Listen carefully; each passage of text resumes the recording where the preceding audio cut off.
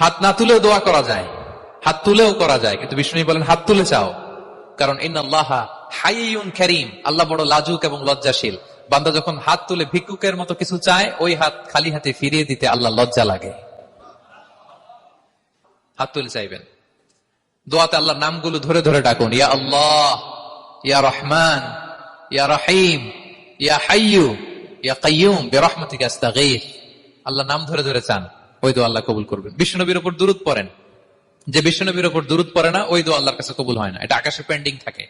কুল্লু দুআ মুআল্লাক মাহজুব বাইনা সামাই ওয়াল আরদি মা লাম ইউসাল্লা আলাইয়া।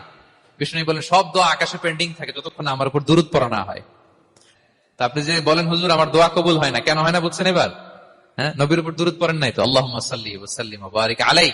শুরু করবেন বিষ্ণু নবীর উপর দুরূদ দিয়ে, মাঝেও পড়বেন, শেষেও পড়বেন, আগেও পড়বেন, পরেও পড়বেন। আপনার দোয়া কবুল করবে কে?